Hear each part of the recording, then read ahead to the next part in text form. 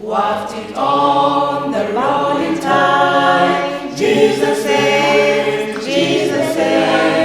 tell to sinners far and wide. Jesus says, sing ye islands of the sea, echo back ye ocean caves, El Shakir, El Jubilee. Jesus says, sing above the balanced flight. Jesus says,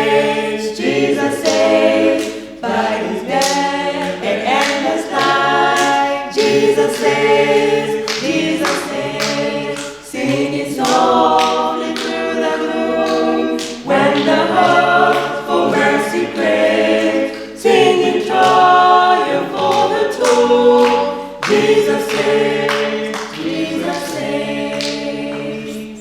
give the winds a mighty voice. Jesus says, let the nations now rejoice. Jesus says, show salvation full and free. Highest hills and deepest caves, takes the song of victory. Jesus says,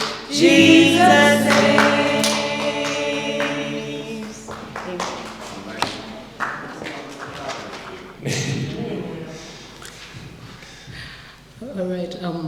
Good morning and happy Sabbath. We can start with the word of prayer. Hyvää huomenta ja hyvää sabbattia ja aloitetaan rukouksella. Father in heaven, we want to thank you for this beautiful Sabbath day. Kiitos rakas taivaallinen Isä tästä sabbatin päivästä. And we'd like to ask for your wisdom as we study your word. Pyydämme viisauttasi, kun opiskelemme sanasi. We want to remember friends who are not here with us, that you will be with them. Pyydän, että olet kaikkien meidän kanssamme. We ask in Jesus' name, amen. Jeesuksen nimessä, amen. Okay, so we are starting a new quarter this Sabbath. And the title for this quarter is Growing in a Relationship with God. Aloitamme nyt uuden neljänneksen opiskelun ja tämän otsikkona on kasvaminen Jumalasuhteessa. And this is the one thing which, regardless what type of Christian you are, at least there is a lot to be said about it. Tässä on paljon sanottavaa riippumatta siitä, että minkälainen kristitty olet tai mihin seurakuntaan kuuluu. All right, so this week the first lesson is called Reality Check. Tämän viikon tutkiskelun aiheena on todellisuuden tarkastelu. And the idea, I think, the writer of the lesson wanted us to discuss is to find out exactly is for us to find out exactly where we are in our relationship with God. Tämän viikon tutkiskelun kirjoittaja on halunnut meille ilmaista sen, että missä vaiheessa olemme meidän Jumalasuhteessamme. And the key text comes from John 15 verse 9. Ja muistoja tulee Johanneksen evankeliumin 15. luvusta ja 11. jakeesta. Which says, as the Father loved me, I also have loved you. Abide in my love. Niin kuin Isä on rakastanut minua, niin olen minä rakastanut teitä. Pysykää minun rakkaudessani. So, as remarkable as it is that the Bible is as old as it is, it captures our relationship with Christ right now as it did for the people back when the Bible was written. Vaikka Raamattu on niin kuin hyvin vanha ja tuhansia vuosia vanha teos, niin se kertoo meille nykyään ihmisille samalla tavalla meidän Jumalasuhteessamme kuin sen ajan ihmisille, kun Raamattu oli kirjoitettu. Okay, so we can read from Revelation 3:14 to 22. Yes, 14 to 22. And this again was written in regards, I think with the church in Laodicea, if I'm not wrong. Yes. Revelation 3:14 to 22. Okei, luetaan sitten ilmestyskirja 3 ja 14-22. Which says, "And to the angel of the church in Laodicea write the words of the Amen, the faithful and true witness, the beginning of God's creation. I know your works. You are neither cold nor hot. Would that you were either cold or hot. So, because you are lukewarm and neither hot nor cold, I will spit you out of my mouth. For you say, I am rich, I have prospered, I need nothing, not realizing that you are wretched, pitiable, poor, blind, and naked. I counsel you to buy from me gold refined by fire, so that you may be rich, and white garments, so that you may clothe yourself, and the shame of your nakedness may not be seen, and salve to anoint your eyes, so that you may see. Those whom I love I reprove and discipline, so be zealous and repent. Behold, I stand at the door and knock. If anyone hears my voice and opens the door, I will come in to him and eat with him, and he with me. And the one who conquers, I will grant him to sit with me on my throne, as I also conquered and sat down with my Father on his throne. He who has an ear, let him hear what the Spirit says to the churches." Okei, eli ilmestyskirja luku 3 ja jakeet 14-22. Laodikean seurakunnan enkelille kirjoita. Näin sanoo Aamen, uskollinen ja luotettava todistaja, Jumalan luomakunnan alku. Minä tiedän sinun tekosi, sinä et ole kylmä etkä kuuma. Kunpa olisikin joko kylmä tai kuuma, mutta sinä olet haalea, et kuuma etkä kylmä, ja siksi minä otselen sinut suustani. Sinä kerskut, että olet rikas, entistäkin varakkaampi, et tarvitse enää mitään, et tajua, mikä todella olet, surkea ja säälittävä, köyhä, sokea ja alaston. Annan sinulle neuvon, osta minulta tulessa puhdistettua kultaa, niin tulet rikkaaksi. Osta valkoiset vaatteet ja pue ne yllesi, niin häpeällinen alastomuutesi peittyy. Osta silmävoidetta ja voitele silmäsi, niin näet. Jokaista, jota rakastan, minä nuhtelen ja kuritan. Tee siis parannus, luovu penseydestäsi. Minä seison ovella ja kolkutan. Jos joku kuulee minun ääneni ja avaa oven, minä tulen hänen luokseen ja me aterioimme yhdessä, minä ja hän. Sen, joka voittaa, minä annan istua kanssani valtaistuimellani, niin kuin minäkin olen voittoni jälkeen asettanut isäni kanssa hänen valtaistuimelleen. Jolla on korvat, se kuulkoon, mitä henki sanoo seurakunnille. So the angel who was directing for this to be written was referring to the Laodiceans, but it's remarkable how similar it is to us right now. Niin, enkeli, joka kertoi Johannekselle nämä sanat, niin ne tälle Laodicean seurakunnalle, niin ne sopivat aivan hyvin tähän meidän nykypäivään. Laodicea was a rich city back then, and they had a lot of tourism and a lot of income because they dealt with the very good fabrics for making clothes. It was a place where people also used to come and have their eyesight treated apparently. So people there were very prosperous. Laodicean seurakunta oli, Laodicean tuo kaupunki, niin se oli rikas kaupunki ja heillä meni erittäin hyvin silleen maallisessa mielessä. And because they were very comfortable, they did not examine themselves with relation to Christ. And that's why they are being described as lukewarm. Ja he eivät niin kuin harkinneet suhdettaan Kristukseen. Se ei ollut heille kovin olennainen tämän oman itseriittoisuutensa takia. And basically what now is being said here is that it is better for you to either decide you're pursuing Christ or you're not. Because if you're in between, God will have absolutely nothing to do with you. Niin näissä jakeissa kehotetaan siihen, että joko niin kuin lähestyy Kristusta tai sitten joko hylkää hänet, että ei olisi niin kuin tämmöistä välivaihetta, jossa ollaan niin kuin haaleilla niin sanotusti, vaan ollaan joko kylmiä tai kuumia ja tehdään se valinta. And the Bible, we will see later on, goes on to say that that it is because of this state that they were not that God was not able to deal with them.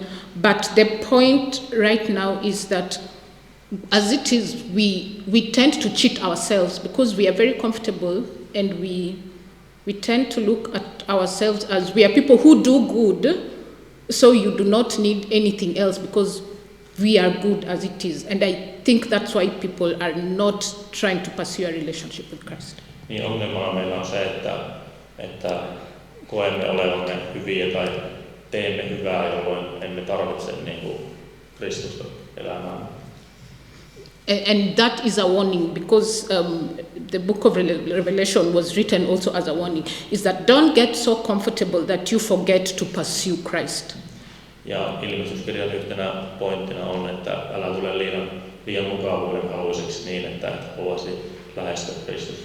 There is nothing wrong with being rich and being well off, but don't let it blind you to the fact that you are still a sinner and you need Christ. Niin, että vaikka meneekin hyvin silleen maalisessa mielessä ja muutenkin, niin ei kannata tulla ylpeäksi ja itseriittoiseksi siitä, mitä omistaa tai on elämässä. And something interesting that we also read is what Christ says to do about, because that state where we are comfortable is referred to as apathy. And the Revelation verse goes on saying that God wants to trade that apathy we have for gold, that he has pure gold. Niin, tämä ilmestyskirja sanoo, että olemme silleen apaattisia tai mukavuuden haluisia ja Kristus haluaa sitten vaihtaa tämän meidän apaatian mukavuuden haluisen siihen mukavuuden haluisuuden kultaan. Yes, and the lesson later goes on Monday to talk about how God rebukes us and how we are expected to turn back to him. Ja tämä maanantain osio sitten kertoo siitä, miten Jumala sitten nuhtelee meitä ja vie meitä kohti sitten parannusta. So basically the question I guess Monday is answering is, what is the purpose of God rebuking us, and what is it that he wants us to turn away from, and what the reward is for turning back? Tämä maanantain osion pointtina on siis, että miksi Jumala nuhtelee meitä ja mikä se parannus on, mikä meidän pitää tehdä ja mikä sitten on se loppuviimeinen se palkinto, mikä sitä seuraa. Revelation 3 verse 19 says it very well. It says, as many as I love, I rebuke and chasten. Therefore, be zealous and repent. Ilmestyskirjan 3. luvussa ja 11. jakeessa sanotaan hyvin tästä asiasta. Jokaista, jota rakastan, minä nuhtelen ja kuritan. Tee siis parannus, luovu penseeristäsi. So, God here is not rebuking us out of hatred, but it is because he loves us and he wants us to turn away from us. Niin, Jumala ei nuhtele meitä siis sen takia, että hän vihaa meitä, vaan että hän rakastaa meitä ja että tekisimme sitten parannuksen ja kääntyisimme hänen puoleensa. When God rebukes you, don't take it as him judging you, but it is him wanting you to be more disciplined and his way of restoring you to him. Ja älä siis ihmettele sitä tai älä ota sitä pahana, että Jumala nuhtelee sinua, vaan ota se niin kuin oppina siihen, että sinun suhteesi Jumalaan voi sitä kautta niin parantaa. And when he rebukes you, what you should do immediately is to repent. Ja kun Jumala nuhtelee sinua, niin se mitä voit tehdä siinä tilassa on tehdä parannus. And repenting is not just a matter of saying sorry. Repenting itself is active. It means turning away from what it is that you have been called out. Yes. Niin parannus tarkoittaa sitä, että käännytään pois niistä omista pahoista teoista, joita on tehnyt. And God promises that there is a reward when you do this, that when you repent and you turn away from your sin, that you will sit with him and rule with him. Ja tässä seuraa sitten se palkinto, että saat olla hänen kanssaan siellä, missä hän on, kun teet sen parannuksen. So it's his rebuke is a manifestation of his love. Yes. Eli tämä nuhtelu on siis Jumalan ilmentymä sitten, tai manifestaatio ilmentymä tästä Jumalan rakkaudesta. And the Tuesday lesson goes on to talk about this love of God. If we read Revelation 3:21, it says, "To him who overcomes, I will grant to sit with me on my throne, as I also overcame and sat down with my Father on his throne." Ja tästä rakkaudesta sitten puhutaan tässä tiistain osiossa. Ilmestyskirja 3:21 sanoo näin. Sen, joka voittaa, minä annan istua kanssani valtaistuimellani, niin kuin minäkin olen voittoni jälkeen asettunut isäni kanssa hänen valtaistuimelleen. The Bible, the whole Bible basically is a reflection of how God loves us and how we should respond when he calls us out. Koko Raamattu on käytännössä ottaen Jumalan reflektio siitä, että miten hän nuhtelee kansansa ja sitten miten me vastaamme tähän nuhteluun. Yes, and this is basically, the book of Genesis actually is a very good example of how this is done, because in Genesis 3 we see God going to Adam after he had sinned and asking him, "Adam, why are you hiding?" And this was not to shame him, but this was to bring to Adam the idea that I know what you have done, but I am still here. Ja tästä sitten kerrotaan hyvin siellä Raamatun alkulehtereillä ensimmäisen Mooseksen kirjan 3. luvussa, kun Adam on tehnyt syntiä ja hän piiloutuu Jumalalta ja Jumala kutsuu sitten Adamia, että missä sinä olet, Adam, niin tämä osoittaa sen niin kuin Jumalan rakkauden ja sen että hän etsii niin kuin syntistä ihmistä. Still in Genesis chapter 5, it talks about Enoch, who walked with God, and they were so close that eventually God took Enoch. Ja sitten siellä ensimmäisen Mooseksen kirjan 5. luvussa sitten puhutaan tästä Eenokista, että hän oli niin lähellä Jumalaa sitten, että Jumala otti lopulta hänet pois maailmasta. Genesis 6 talks about Noah, who God went and told him, "I need you to build an ark and get in with your family so that I can save you from the destruction that is coming." Ja ensimmäisen Mooseksen kirjan 6. luvussa sitten puhutaan Noasta ja Noalle Jumala kertoo, että hänen tulee rakentaa arkki ja viedä sinne oma perheensä, että hän pelastaa heidät siitä tuholta, minkä hän saa aikaiseksi maailmassa. One more example, Genesis 12 talks about Abraham, that God went and called Abraham, took him out of the land where he was to another land and promised to bless the world because of him. Ja sitten ensimmäisen Mooseksen kirjan 12. luvussa puhutaan Abrahamista, kun Jumala kutsuu Abrahamin pois sieltä, missä hän on siitä maasta ja vie hänet toiseen maahan ja sitten siunaa kaikkia kansakuntia hänen siemenessään sen jälkeen. These examples alone, and the very many examples in the Bible, show how God relates to us individually. Ja nämä esimerkit Raamatusta kertovat siitä, että miten Jumala suhtautuu meihin jokaiseen yksilöllisellä paljon. He doesn't just use the same script that just because I told Adam that from now on he's going to have to sacrifice, that it means all the rest of us have to sacrifice. He related with people differently according to the times they were and according to who they were. Eli Jumala kohtaa meidät kaikki niin kuin sellaisena kuin me olemme omalla yksilöllisellä tavallamme. And that demonstrates his love for us, because it means he will meet you where you are and exactly how you are. Tämä demonstroi sitä Jumalan rakkautta, että hän kohtaa jokaisen meistä juuri sellaisena kuin olemme siinä tilassa kuin olemme. He will deal with me differently to the way he will deal with you, but the essence of it all is based on love. Eli Jumala kohtaa minun eri tavalla kuin teidät, mutta sen kaiken pohjalla on yksi ja sama rakkaus. And one other thing that is pointed out in this lesson is that when Jesus is talking here, he says in verse, that is Revelation 3, verse 21, where he says that, as I also overcame, which means that, of course, because he became human, he is able to relate to what we are going through personally.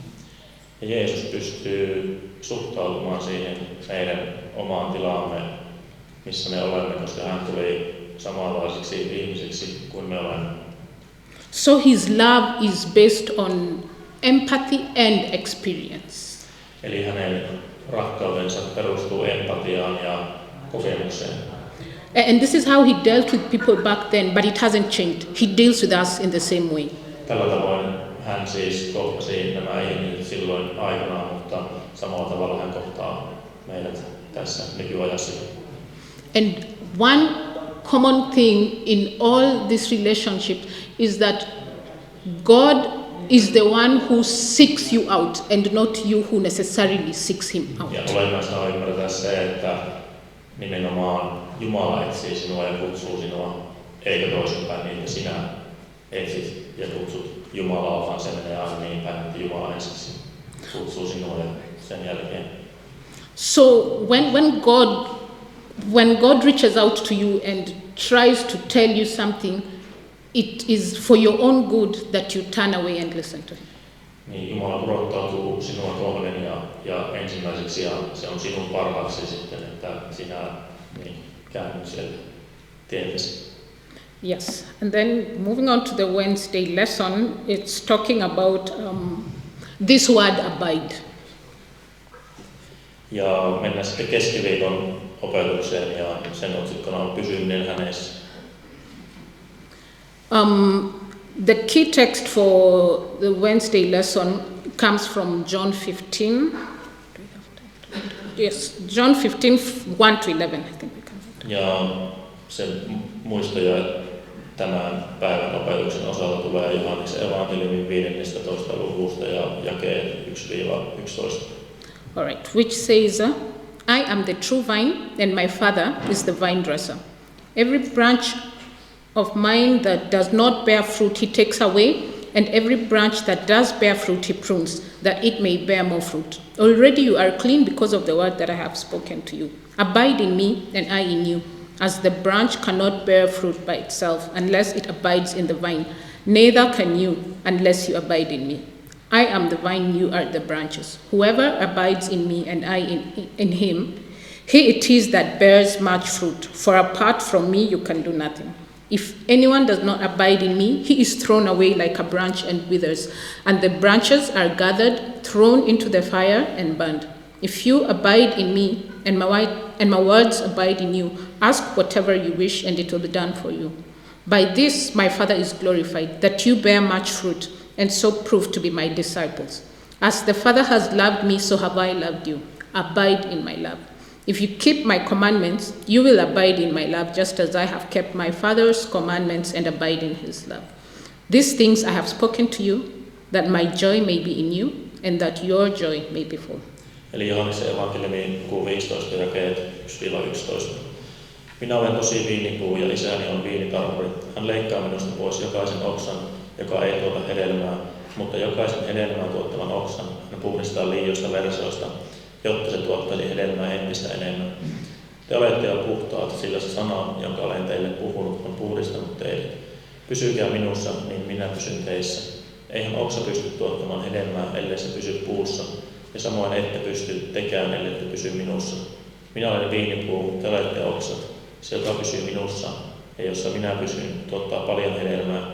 Ilman minua te ette saa aikaan mitään. Joka ei pysy minussa, on kuin irronnut oksa. Se heitetään pois ja se kuivuu. Kuivat oksat kerätään ja viskataan tuleen, ja ne palaavat poroksi. Jos te pysytte minussa ja minun sanani pysyvät teissä, voitte pyytää mitä ikinä haluatte, ja te saatte sen. Siinä minun isäni kirkkaus tulee julki, että te tuotatte runsaasti hedelmää, ja niin osoitatte olevanne opetuslapsiani. Niin kuin isä on rakastanut minua, niin olen minä rakastanut teitä. Pysykää minun rakkaudessani. Jos noudatatte käskyjäni, te pysytte minun rakkaudessani, niin kuin minä olen noudattanut isäni käskyjä ja pysyn hänen rakkaudessaan. Olen puhunut teille tämän, jotta teillä olisi minun iloni sydämessänne teidän ilonne tulisi täydelliseksi. So basically the lesson here is practical. The idea is that there is no way a branch can survive if it is not attached to the vine. Eli tämä on hyvin käytännöllinen opetus tässä, eli tämä oksa niin ei voi pysyä siinä viinipuussa. The branch has to be attached to the vine for it to survive. Niin sen pitää pysyä sen oksan siinä viinipuussa, jotta se selviytyy. So basically there is no way that we will be able, because now the branches here refers to us and the vine refers to Christ. Basically there is no way we will be able to survive unless we are very close with Christ. Niin viinipuu tässä viittaa Kristukseen ja sitten tämä oksa viittaa meihin, eli me emme voi selviytyä oikeastaan ilman Kristusta. And even so, even if you are attached to the vine, you should be able to bear fruit. Ja jos olet liitettynä tähän viinipuuhun, niin sinun pitäisi tuottaa hedelmää. But in the case you are not able to bear fruit, it says very clearly here that you will be pruned and you will be thrown into the fire and burned. Ja jos et pysty tuottamaan sitä hedelmää, niin se oksa leikataan pois ja se heitetään tulee. So basically this is telling us that we cannot claim to be followers of Christ if the fruits that we are producing are not, if we are not producing the fruits that we are supposed to produce. Yes. Eli Kristuksen seuraajana niin me emme voi tuottaa hedelmää, hyvää hedelmää. You cannot produce fruit. If you're not producing fruit, then there is no way you can claim that you are part of God. Niin, voi olla osa siis Jeesuksen seuraaja, jos et tuota sitä hedelmää. Yes, because if you do not bear those fruits, what will happen when a plant does not bear fruit? It is pruned and burned. And basically Jesus is saying, if you are truly attached to me, then you will be able to bear the fruits that show that you are a follower of Christ. Niin, jos todellisuudessa olet liitettynä siihen puuhun ja tuotat hedelmää, niin se on merkki siitä, että sinä olet minun seuraajani, näin Kristus sanoo. So it's a way to point out to us that watch what it is that you are, the kind of behaviors that you are showing. Does it show that you are attached to Christ? Joka varovaisia sen suhteen, että miten käyttäydytte, että oletteko Jeesuksen seuraajia ja huomaako se teistä? If the fruits do not show that you are a follower of Christ, then it basically means that you are withering, and so you either need to go back to Christ or your fate is going to be the fire. Niin sinun täytyy palata, jos et tuoda sitä hedelmää, niin sinun täytyy joko palata Kristuksen luokse tai sitten tehdä se valinta, että et. And basically, the whole idea is that we should be, whether we are going through good times or whether we're going through bad times or whether we are being tempted or whether things are okay, the idea is to remain attached with Christ so that in spite of your circumstances, because there are times when a tree will not bear fruit, and maybe it's just not the season, maybe the season is wrong or maybe there's a disease, but as long as that branch is attached to the vine, eventually it will be able to bear fruit. Niin riippumatta niistä olosuhteista, missä olet, niin voi olla noita aikakausia, jolloin sitä hedelmää ei tule.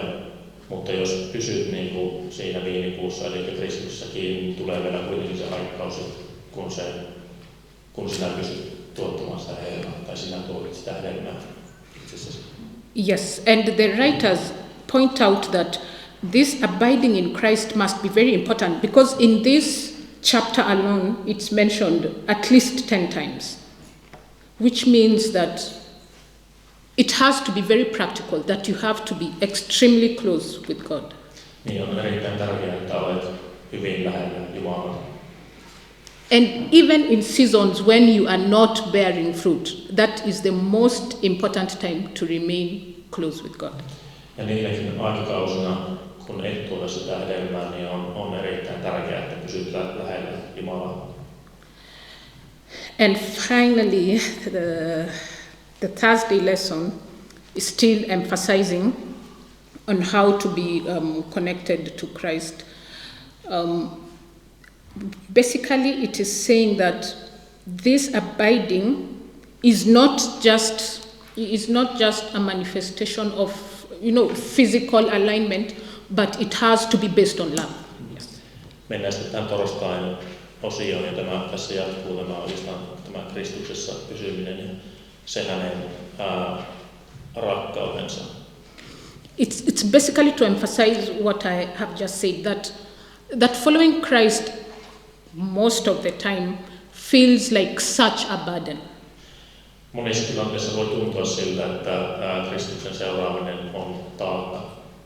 A lot of it is because of our mistakes, because we come up with very many laws of how you should be as a Christian or what you should do if you are a follower of Christ. Se johtuu monesti siitä, että meillä on sääntöjä, lakeja siitä, että miten meidän tulisi toimia ja tehdä sitä ja tätä, joka vie meitä, joka tekee siitä sen taakan. But that is a misunderstanding which I think God is constantly trying to erase from us, because his relationship with us is based on love. And if you genuinely love God, then what he calls you to do should be automatic and not a burden. Niin, ikä Jumala kutsuu ei noudattamaan mitään lakeja ja sääntöjä, vaan kutsuu siihen hänen rakkautensa ja siihen yhteyteen, jolloin kaikesta toiminnasta niin ne eivät ole taakkoja, vaan on iloa noudattaa. Basically, if we are not attached to Christ, there is no way that we are able to bear fruit. So that means bearing fruits is not up to us. It is up to the vine, and that's why it's important that you abide. Ja on tärkeää ymmärtää se, että voimme tuottaa vain sitä hedelmää silloin, kun olemme tässä viinipuussa kiinni. So basically, just displaying actions like praying 3 times a day is not enough. It has to be the kind of action where you genuinely seek a relationship with Christ, not just tick off a list that I've prayed 3 times today. Tärkeää on ymmärtää se, että et vain rukoile esimerkiksi 3 kertaa päivässä, vaan sinun täytyy todella niin kuin etsiä ja hakeutua siihen Jumalan yhteyteen, siihen aitoon yhteyteen hänen kanssaan. And one other reason why I think the vine was a very good example is because the sap that is in the vine is what eventually brings life to the branches and enables the branches to bear fruit. So that is why it is important to really seek out Christ and to ask for the Holy Spirit, because most of us do not do that. Niin on tärkeää kutsua hyvää henkeä niin siihen omaan elämään, jotta pystyy tuottamaan sitä hedelmää ja toteuttamaan sitä Jumalan tahtoa. Yes, so the conclusion of this lesson is to be so close to Christ that it is hard for people to tell the difference where Christ begins and where you end. To be close to Christ such that people cannot tell where Christ begins and where you end. Does that make sense? You're basically supposed to be very close with Christ, so that no one can tell the difference. In you and when you have a relationship with Christ and you follow him, you should be able to reflect him totally, that when people see you, they see Christ. Eli meidän täytyy olla ihmisten silmissä sillä tavalla, että kun he näkevät meidät, he näkevät meissä Kristuksen.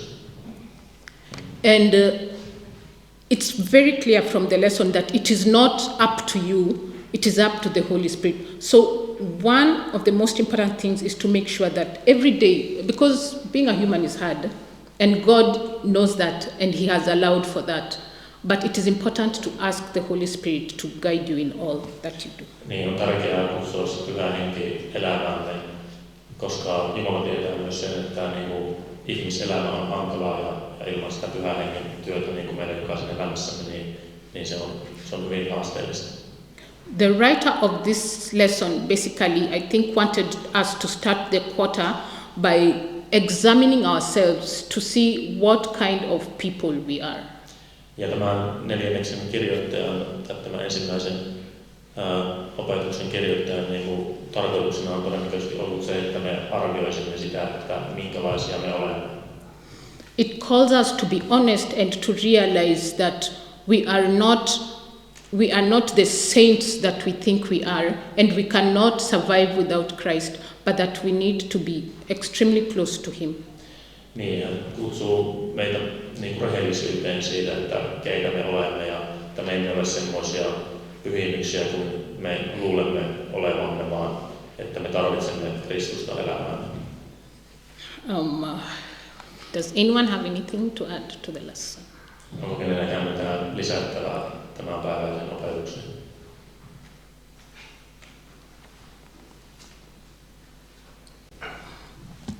Niin, tämä voisi lukea tuon Roomalaiskirjeen 8:9-11. Se on ollut semmoinen ainakin johtava tekijä minun elämässäni, että se kokeillaan yhteistä käytännön elämää. Okay, so she said that we should read the Romans 8:9-11, which is in this lesson.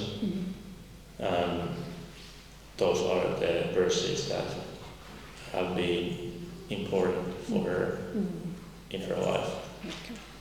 So, do I read it? Yes, definitely. Okay, eli Roomalaiskirje 8:9-11 kuuluu näin. Te ette kuitenkaan elää oman luontonne vaan hengen alaisena, jos kerran Jumalan henki asuu teissä. Mutta se, jolla ei ole Kristuksen henkiä, ei ole hänen omansa. Jos Kristus on teissä, teidän ruumiinne tosin on kuollut synnin vuoksi, mutta henki luo elämää, koska teidät on tehty vanhurskaiksi. Jos siis teissä asuu Jumalan henki, hänen, joka herätti Jeesuksen kuolleesta, niin hän, joka herätti Kristuksen kuolleesta, on tekevä eläväksi myös teidän kuolevaiset ruumiinne teissä asuvan henkensä voimalla. Yes, in English it says, "You, however, are not in the realm of the flesh, but in the realm of the Spirit. If indeed the Spirit of God lives in you, and if anyone does not have the Spirit of Christ, they do not belong to Christ. But if Christ is in you, then even though your body is subject to death because of sin, the Spirit gives life because of righteousness. And if the Spirit of Him who raised Jesus from the dead is living in you, He who raised Christ from the dead will also give life to your mortal bodies because of His Spirit who lives in you." Yeah, basically, you need the Spirit to be able to live. There is no life on this earth and in the next one without the Spirit. Eli tarvitset tätä pyhää henkeä elämäsi, että ilman sitä niin ei ole oikeastaan mitään elämää. Which actually makes it easy because it's not up to you. We tend to take a lot of the burden of our salvation on us, but it is not our work, that is the Spirit's work. Se on meidän luontaista, että otamme tavallaan sen pelastuksen omiin käsiimme, mutta se ei ole meidän käsissämme. Yeah, this is a beautiful verse. Thank you for sharing. Kiitos näiden jakeiden jakamisesta. Any other comments? Yes. My comment may be just a summary of how I understood the lesson, how Jesus points to the problem, He also provides the solution. And the interesting thing about the solution is that we don't have to do anything but to accept Him, to accept what is offered. Then that's basically it. Niin, eli tässä huomioitiin sitä, että tämän opetuksen aiheena on se, että Jeesus ja Jumala näyttää meille sen ongelman, mikä meillä on itsessämme, ja sitten hän tarjoaa siihen myös ratkaisun, ja se ratkaisu on niin kuin yksin hänessä, eikä meissä. Yes. Kun sanoin, se on ihan totta, että se on täysin kiinni Jumalasta, miten meidät käy. Mutta yksi asia on tärkeää, että meidän pitää olla siinä viinipuussa kiinni, jos me irrotetaan se ote tarkoituksella. Jumala ei pelasta meitä pakolla. Se on tietyllä tavalla, meillä on myös tehtävä. Siis Jumalan ja ihmisen välistä suhdetta voidaan kuvata liitoksi. Ja se on sama kuin avioliitto. Siinä tarvitaan kummankin osapuolen suostumus, vaikka kyseessä on hyvin eriarvoiset kumppanit. niin kuitenkin niin siinä pitää olla se meidän suostumus. So it has to have like our permission. It's like a covenant with ourselves and God, and God doesn't save us by force, by using force. So it's important that we abide in Him because He abides in us, and that's for sure. Yes, basically the idea of free will, because if you love someone, there is no forcing them. They have to choose. It's free will. Basically. Niin, eli tässä painotetaan tätä vapaa tahtoa, ihmisen vapaa tahtoa. Yeah, thank you for reminding us that. Any other comments? All right, thank you so much. God bless you all. Have a good week. Kiitos paljon ja Jumalan siunausta ja hyvää viikkoa. No niin, minunkin puolestani siunattua sapattia teille jokaiselle. On ilo taas olla täällä näin sapatin vietossa ja tähän sapatin saarnaan mä oon valinnut tämmöisen aiheen kuin 3 puuta. Keväthän tekee nyt tuloaan ja monelle meistä se tarkoittaa sitä, että tekee mieli päästä puutarhaan. Kun maa vielä paljastuu lumen alta, niin alamme suunnitella istutuksia. Ehkä tänä vuonna on aika istuttaa uusi omenapuu tai ehkäpä koristekirsikka. Puun istuttamisesta ja istuttamisessa on syvää toivoa. Se on teko tulevaisuuden puolesta. Pieni taimi juurtuu, kasvaa ja kohta kurottaa hentovarsi kohti valoa. Raamatun punainen lanka kulkee sekin puulta toiselle. Koko suuri kertomus alkaa puun juurelta ja se päättyy puun juurelle. Mutta näiden 2 alun ja lopun väliin tarvitaan 3. puu. Se on puu, jonka juurelle me kokoonnumme pääsiäisenä. Se on puu, joka muutti ihmiskunnan historian suunnan. Ensimmäinen puu, harharetki itään. Kauan sitten historian hämärissä seisoi tämä ensimmäinen puu. Kutsumme sitä hyvän ja pahan tiedon puuksi. Se kasvoi keskellä paratiisia, paikassa, jossa kaikki oli eheyttä. Mutta ihminen ei tyytynyt eheyteen. Hän halusi enemmän, halusi tietää kaiken, halusi hallita, halusi olla itsensä herra. Kun ihminen tarttui tuon puun hedelmään, alkoi pitkä ja raskas matka. Raamattu kuvaa, kuinka ihminen karkoitettiin Edenistä ja suunta oli itää kohti. Raamatullisessa kerronnassa itään kulkeminen tarkoittaa lähes poikkeuksetta poispäin kulkemista Jumalan kasvojen edestä. Ihminen lähti siis etsimään onnea omin ehdoin. Pakkasimme laukkumme ja läksimme vaeltamaan pois Isän kodista. Ajattelimme löytävämme vapauden, mutta löysimmekin itsemme erämaasta. Siitä lähtien ihmiskunta on kulkenut tätä samaa tietä. Etsimme onnea tiedosta, vallasta, materialista ja elämyksistä. Kuljemme yhä kauemmas itään, yhä kauemmas alkulähteestä. Ja odotamme, että ehkä jo seuraavan kukkulan takana on se onni, jonka kadotimme. Mutta emme löytäneet onnea, löysimme vain lisää sitä samaa, mitä ensimmäisen puun hedelmä meille antoi. Tietoa hyvästä, jota emme jaksa tehdä, ja tietoa pahasta, jota emme voi välttää. Matka oli tuomittu päättymään umpikujaan. Olimme eksyksissä, selkä kohti Jumalaa, kasvot kohti pimeyttä. Tarvittiin jotain, mikä pysäyttää tämän harharetken. Tarvittiin toinen puu. Toinen puu, ristin puu, joka kääntää suunnan. Jerusalemin ulkopuolella, karulla kalliolla, pystytettiin kerran erikoinen puu. Se ei ollut vihreä eikä kukoistava. Se oli veistettyä, kuollutta, karkeaa puuta. Se oli roomalainen teloitusväline, risti. Raamatussa ristiä kutsutaan usein puuksi. Pietari kirjoittaa kirjessään: itse omassa ruumiissaan hän kantoi meidän syntimme ristinpuulle. Emme tiedä tarkalleen, milloin ja miksi ristiä alettiin kutsua puuksi. Ehkä siksi, että se oli tehty puusta, tai ehkä siksi, että varhaiset kristityt näkivät siinä vastakohdan Edenin puulle. Joka tapauksessa ristinpuu on ihmiskunnan historian kääntöpiste. Kuvittele ihmisvirtaa, joka on vuosituhansia vaeltanut poispäin Jumalasta, selät kyyryssä, syntien ja murheiden painamina.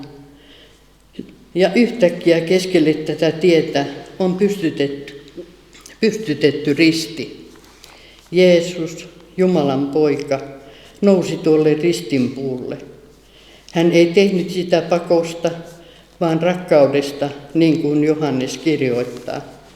Siinä on rakkaus, ei siinä, että me olemme rakastaneet Jumalaa, vaan siinä, että hän on rakastanut meitä ja lähettänyt poikansa meidän syntiemme sovitukseksi. Ristinpuulla tapahtui jotain käsittämätöntä. Jeesus otti kantakseen kaiken sen hedelmän, jonka olimme poimineet hyvän ja pahan tiedon puusta. Hän otti kantaakseen meidän kapinamme. Hän otti kantaakseen häpeämme. Hän suostui siihen, mihin meidän matkamme olisi pitänyt päättyä, eroon Jumalasta. Hän kesti sen, mitä meidän olisi pitänyt kestää. Ristinpuu on kuin valtava tiesulku, mutta samalla se on viitta. Se pysäyttää meidät matkallamme poispäin Jumalasta. Se kääntää meidät ympäri. Se on se piste, josta parannus tapahtuu, eli mielenmuutos, suunnanmuutos. Tuolla karulla puulla Jumala sovitti maailman itsensä kanssa. Hän rakensi sillan sen kuilun yli, jonka me olimme luoneet. Kolmas puu on paluu elämään. Nyt pääsiäisen valossa me olemme uudella matkalla. Risti on kääntänyt meidät. Emme enää kulje harhaan, vaan olemme matkalla kotiin. Mutta ja tämä on tärkeää, emme ole palaamassa takaisin samaan pisteeseen, mistä lähdimme. Emme ole menossa takaisin hyvän ja pahan tiedon puulle. Olemme saaneet siitä puusta tarpeeksemme. Olemme maistaneet sen hedelmää kylliksi. Tiedämme liian hyvin, mitä on pahuus, mitä on sota, mitä on rikkonaisuus. Emme kaipaa sitä enää. Ristinpuu on avannut meille tien kolmannelle puulle. Raamattu päättyy ilmestyskirjan kuvaan uudesta kaupungista, jonka keskellä kasvaa elämänpuu. Sen lehdet ovat kansojen tervehtymiseksi, sen hedelmä antaa ikuisen elämän. Risti on ovi tälle puulle. Jeesuksen sovitustyön tähden me olemme matkalla kohti paratiisia, joka on parempi kuin se Eden, minkä kadotimme. Olemme matkalla kohti yhteyttä, jossa ei ole enää syyllisyyttä eikä pelkoa. Kun tänä keväänä katsot puiden silmuja tai istutat taimia puutarhaasi, muista nämä 3 puuta. Muista se inhimillinen erehdys, joka vei meidät kauas. Muista se ristinpuu, joka pysäytti harharetkemme ja käänsi katseemme takaisin Isään. Ja ennen kaikkea nosta katseesi toivoon, sillä ristin tähden sinä olet matkalla kohti elämän puuta. Kärsihän Kristuskin ainutkertaisen kuoleman syntien tähden, syytön syyllisten puolesta, johdattaakseen teidät Jumalan luo. Tämä on pääsiäisen sanoma. Tie on auki. Kotiin paluu on alkanut. Amen. Siunattua pääsiäistä.